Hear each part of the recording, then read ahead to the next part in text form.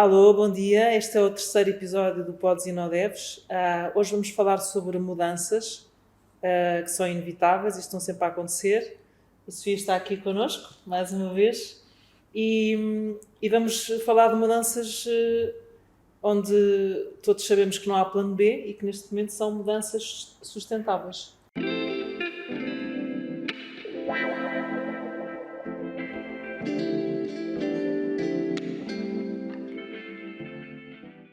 Não há plano B, não há plano B para um conjunto de coisas. É inevitável que vivamos todos mais tempo e essa longevidade trouxe-nos desafios enormes à forma como vivemos, à forma como aprendemos, aos nossos relacionamentos, às nossas famílias, aos nossos trabalhos e, portanto, a forma como encaramos tudo isso é diferente, não é? E as empresas e a sociedade no geral devem acompanhar essas transições. E, portanto, a sustentabilidade é neste sentido. Sim. Sim, ia-te perguntar uma coisa que é, na área do coaching, imensas pessoas nos abordam porque estão em mudança. E imensas pessoas, muitas vezes, estão bloqueadas porque questionam se vão mudar. E eu costumo dizer que a mudança é uma inevitabilidade, nós estamos sempre a mudar. Hoje, o dia de hoje não será igual ao dia de amanhã. E, portanto, é um pouco fazermos esta mudança de uma forma consciente, sabermos que é com a nossa vontade e com a nossa intenção que estamos a colocar na mudança que vamos encontrar caminhos novos e fazer escolhas conscientes, ou não. Porque a mudança, como está em contínuo, nós ou estamos num caminho e trilhamos esse caminho que é o nosso, ou estamos muitas vezes em caminhos paralelos, não é? O tema da sustentabilidade também é um tema que eu acho que é um tema que já tem anos e anos e anos e anos, e é um bocadinho aquilo que nós temos vindo a discutir, que é, não é possível não ser sustentável, porque se uma mudança não é sustentável, não é, o resultado seria absolutamente desastroso.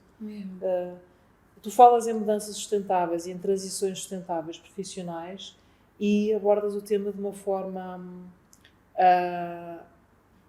eu acredito, de uma forma correta, que é falas de talento. Ou seja, isto não é uma empresa que está à procura de uma solução para o trabalhador sair, mas é a empresa com o colaborador que encontra a forma do colaborador trabalhar e desenvolver o seu talento, ou de uma forma diferente dentro da empresa, ou num futuro diferente. É mesmo isso, é mesmo isso. É mesmo isso. E tem muito a ver com o facto de olharmos para o talento com esta perspectiva que tu bem falas da longevidade da longevidade e da aprendizagem ao longo da vida, não é? Porque os ecossistemas de conhecimento que tu falas, não é? Da aprendizagem ao longo da vida, não é? Porque não há esta coisa de termos a carreira paralela, eu faço isto, depois faço aquilo, não.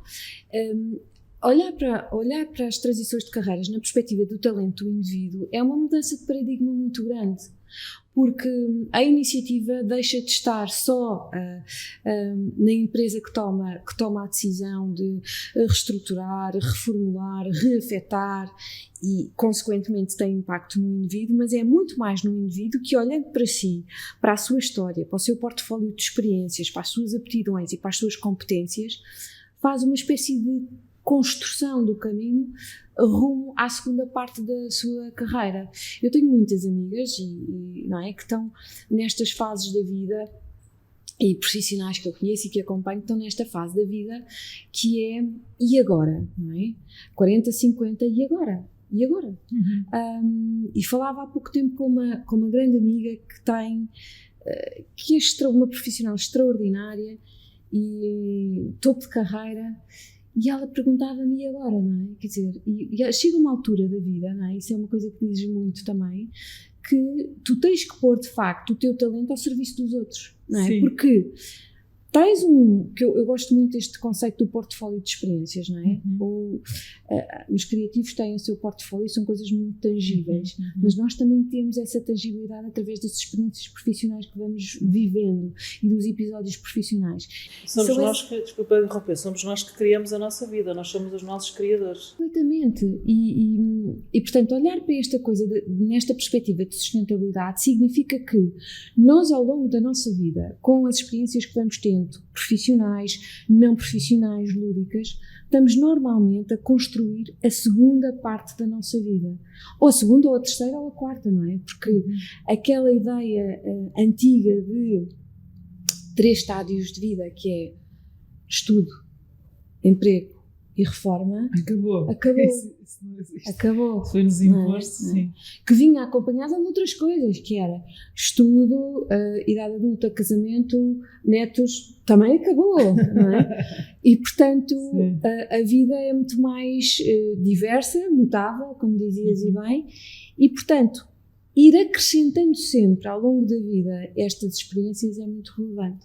Sim, eu ontem estava a ler um livro que questionava o que é sabedoria, como é que nós aprendemos, qual é que é o processo de aprendizagem, como é que tu hoje podes observar e sentir que sabes qualquer coisa um pouco mais do que sabias ontem. E efetivamente, e toca no que estás a dizer, nós podemos estudar, experimentar, e neste caso experimentar trabalhando e tendo experiências, não só experiências de vida, mas como experiências profissionais enriquecedoras, e depois há um momento em que há como que uma redefinição, ou seja, há uma integração profunda daquilo tudo pelo qual tu passaste e que tu depois tens a capacidade, e muitas vezes nestes 40, 50, eu sinto muito isso, não é? De te reinventares. Ou seja, há qualquer coisa que tu trouxeste, que adquiriste, que experimentaste, testaste, e de repente há um momento da tua vida em que tu dizes, ok, como é que eu agora integro tudo isto? O que é que eu... fazes uma reflexão profunda, não é? E diz assim, como é que eu posso dar de volta e colocar tudo aquilo que sei de uma forma criativa, de uma forma sustentável ao serviço do outro. Tu dizes também, e utilizas muito essa expressão, que é... e eu... vim de ti, eu acredito profundamente, mas eu acho que todos nós temos esse sentido, muitas vezes não o expressamos de uma forma tão veemente, que é termos impacto com aquilo que fazemos, ou seja, tu lançares um projeto destes, que estás a lançar neste momento, de transição de carreiras sustentáveis, e dizeres que queres ter um impacto no país, e sabendo nós, olhando para as estatísticas, a quantidade de pessoas, não só estatísticas em Portugal, mas como a nível internacional, realmente já havia uma tendência que eu acredito que se intensificou, eu não utilizei a palavra agudizou, porque não acredito que seja negativo, é positivo, que é as pessoas sentirem que têm cada vez mais nas mãos delas a oportunidade de criarem o seu próprio negócio, desenvolverem uma solução que até pode ser num formato de contratação diferente na empresa onde estão, ou eventualmente empreenderem num projeto que têm uma ideia, mas que gostariam de estar mais firmes no caminho que vão desenvolver. E, portanto, se nós conseguimos fazer trabalharmos esta economia circular com o talento dentro das organizações, em que ele é redefinido e levado para a sociedade de uma forma, como tu dizes, com impacto, tem impacto social, tem impacto económico, tem impacto nas famílias, tem impacto na pessoa per si e tem impacto nas empresas futuras que vão ser criadas ou nas empresas que já estão e que poderão usufruir desse talento ou usufruir desse talento de forma diferente. Queria que explicasse um bocadinho o que é isto e de que forma é que nós realmente, também de uma forma criativa, nós podemos fazer estes ciclos de transformação enquanto pessoas. Olha, 2 coisas antes de falar deste modelo abrangente de transição de carreiras, que é, sobre esses momentos de integração, eu não acho que exista um momento específico, eu acho que vão existindo ao longo da vida, não é? Sim. E nem todos nós vamos tendo consciência desses momentos de integração.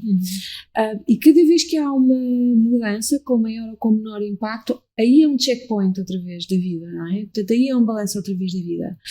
Daí que eu acho, e agora quase passando para a segunda parte do tema e abordando o projeto como um todo, que nestes momentos de transição, que nós podemos fazer este processo de checkpoint sozinhos, mas que o devemos, primeiro eu acho que todos o devemos fazer. Se o sabemos fazer sozinhos, nem sempre, não é? Nem sempre temos o distanciamento. E será vantajoso fazermos sozinhos? Eu acho que não. Claro. Eu acho que fazer o espelho, e portanto defendo muito isso, não é? Ter alguém que nos desafie, ter alguém que nos faça, que nos tire o tapete com as perguntas certas, que nos faça pensar e ver de perspectivas diferentes. Fazer esse processo acompanhado é um processo muito mais rico. Não é? Pronto, isso por um lado. E portanto acho mesmo isto, ou seja, acho que ao longo da vida vamos tendo sempre checkpoints, não é? Checkpoints ao longo da vida, uns mais marcantes que outros, mas isso tem a ver com o processo de mudança, com o que está em causa e com o contexto e com as nossas vidas, etc. Porque às vezes há contextos de mudança que têm algum impacto e que exteriormente podem parecer coisas absolutamente simples, não é? Portanto, dentro das organizações isso acontece muito. Mudanças às vezes pequenas, não é? Ou aparentemente pequenas, não é? Sim.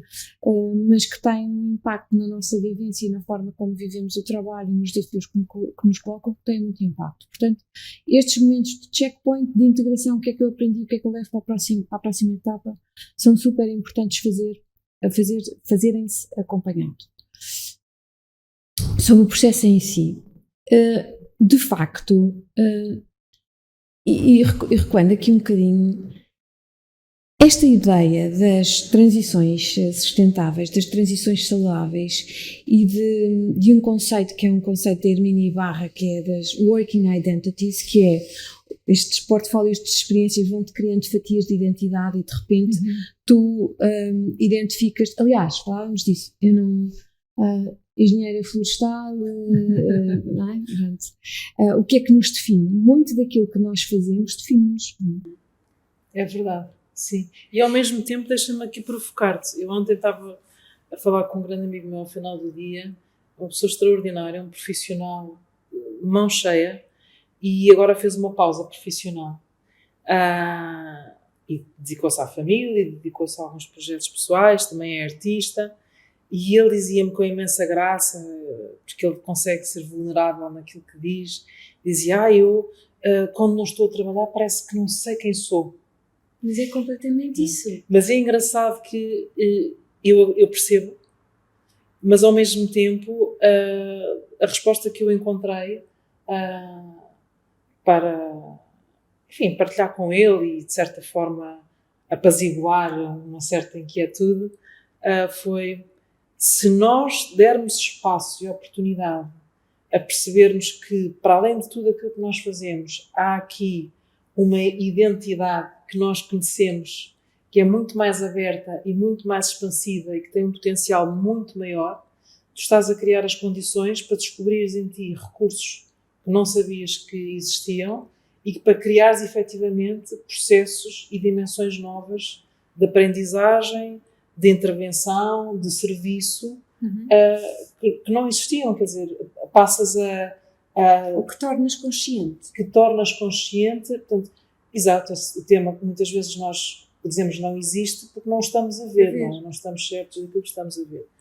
Isso é um ponto. Não te esqueças do que vais dizer, mas eu queria reforçar aqui um tema super importante, que é, eu sei que tu sentes o mesmo que eu, que é, nós falamos imenso, do que é que nós podemos colocar ao serviço das empresas, das pessoas, que seja verdadeiramente diferenciador e que facilite os processos, as dores que estão neste momento. E é curioso que há um cardápio de dores, não é? Eu custa-me falar na palavra dor porque eu acredito sempre que por trás desta dor há uma grande oportunidade de transformação. Mas naquilo que dizes que é agarrar nos talentos, otimizá-los ou potenciá-los para novos negócios.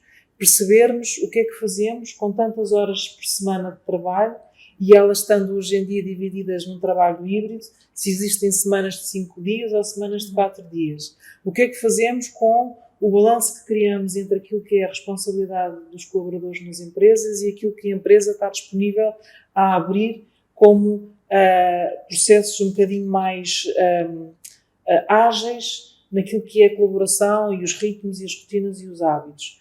Como é que as pessoas voltam ao trabalho, umas porque estão sedentas de ter as relações humanas, outras porque estão e porque se sentiram que foi um grande alívio poder estar em parte dedicado ao trabalho através de casa. Portanto, eu acredito que há um conjunto enorme de desafios.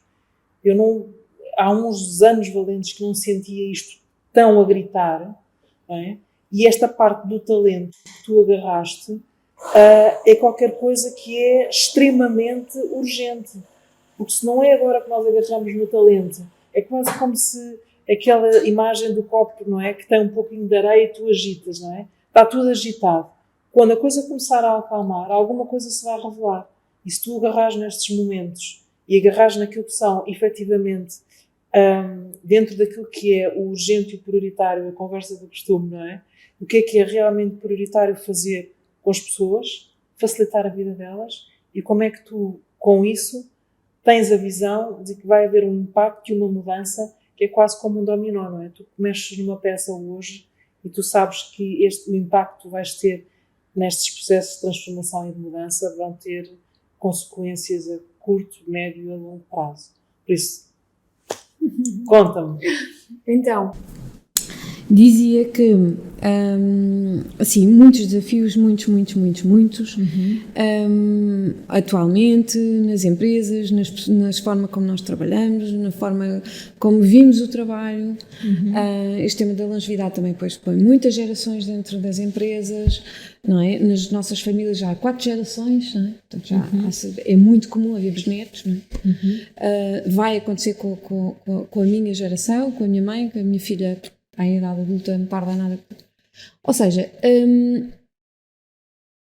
isto nas empresas também põe muitos desafios, etc. Pronto. Mas olhar para o talento desta maneira e ter uma proposta é, de facto, premente, é atual e é mandatório. Porque tem que haver iniciativa de fazer este movimento em Portugal e de uma forma consciente, concertada e com impacto, como falávamos. Porquê? Sim. Porque há que promover, mais do que nós precisamos, de facto, de proteger as empresas, proteger os colaboradores, mas precisamos, sobretudo, de promover o melhor ativo que eles têm, que é o seu próprio conhecimento e o seu portfólio de experiências, não é? E a proposta, o que tem é olhar para o colaborador que está em fase de transição e perceber o que é que ele tem para dar, não é? E, portanto, o que nós nos propomos fazer é um deep dive, um grande mergulho, um grande assessment sobre, não é? Quem és tu, e cada pessoa tem o seu caminho, tem o seu portfólio, e depois perceber, eu quero voltar ao mercado de trabalho ou não, eu quero montar o meu próprio negócio ou não, eu quero, sempre tive ideia de montar um projeto e com isto criar medidas que fomentem, ou seja, que recoloquem a pessoa no mercado de trabalho numa perspectiva um bocadinho mais tradicional, mas não tem que ser na mesma função, no mesmo mercado. Às vezes descobrimos em processos de transição coisas que gostávamos sempre de fazer e que não tentámos, não é? Há quem de repente passe para a área de vendas porque sempre descobriu que tinha, ou quem de repente, pronto, enfim. Mas há de facto um conjunto de valências que nós podemos aproveitar e fazer. E depois há outras que têm que ver com o fomentar do empreendedorismo, esta coisa de sermos líderes de nós próprios e de podermos ser nós muito a ditar o nosso caminho. E eu acho que há falta, segura, de que há muita falta de iniciativas estruturadas de apoio a talentos que voltem ao mercado de trabalho e que voltem e que façam o seu negócio e que tenham o apoio de maneira estruturada. Objetivas e concretas. Parece que não estamos aqui a falar, desculpa-me interromper, parece que não estamos aqui a falar de despedimentos coletivos, parece que não estamos aqui a falar de, como se costuma dizer, das empresas abdicarem. Não estamos, e estamos.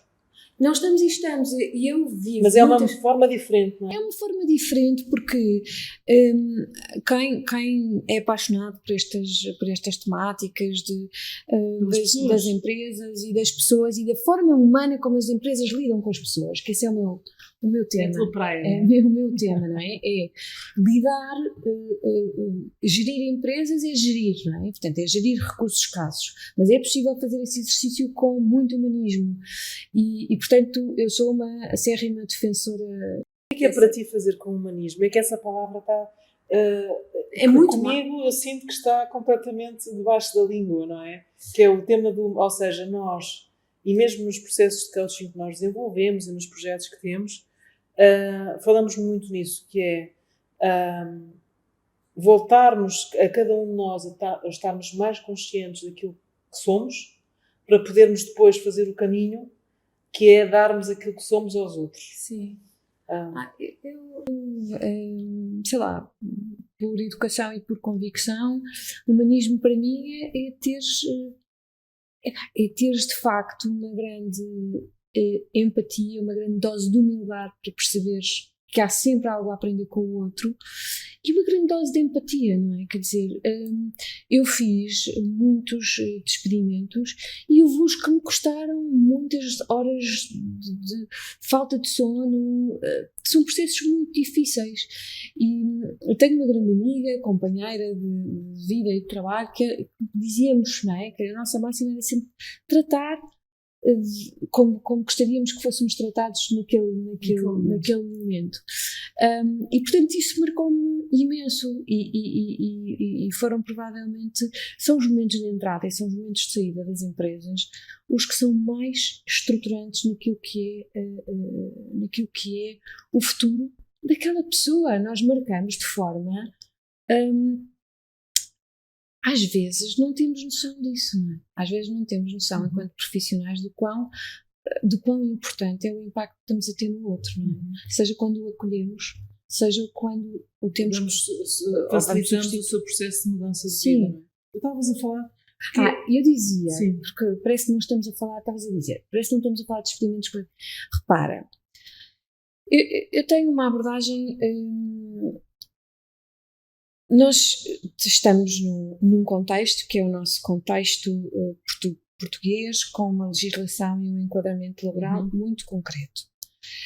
Existem outros mercados com realidades que estão nos antípodas deste. Não é? O mercado nos Estados Unidos é completamente diferente. Depois temos outros mercados em termos de legislação laboral e da forma como olham para o trabalho, que são dos países nórdicos, que também é completamente diferente.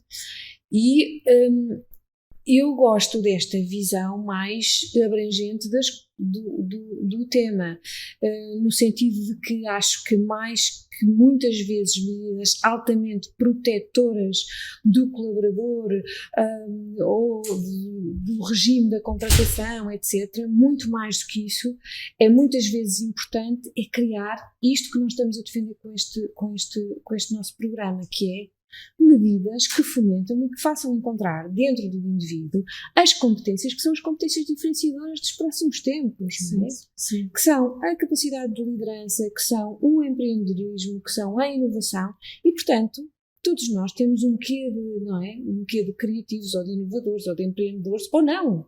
Sim. Mas temos que encontrar e temos que, na educação dos nossos filhos, na forma como acompanhamos os nossos recursos nas nossas empresas, encontrar o espaço e um momento para olhar para a pessoa, perceber que competências tem ela para deixar florescer e fazê-las florescer. E, portanto...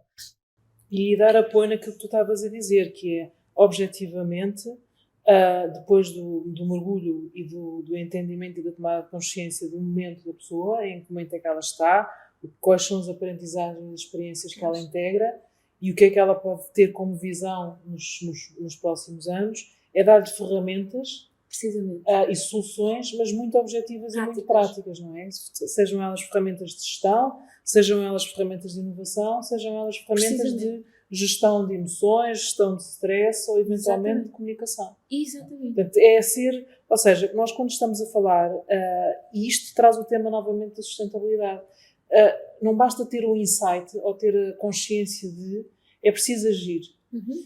Eu utilizo a palavra é preciso agir, porque precisamente começamos por aí, não é? Estamos num processo de mudança. Ou agimos de forma consciente e a mudança é encarada no sentido da nossa vida e com a intenção que nós desejamos, ou agimos de uma forma inconsciente e a mudança leva-nos para um caminho que muitas vezes não é o caminho que nós desejamos mais.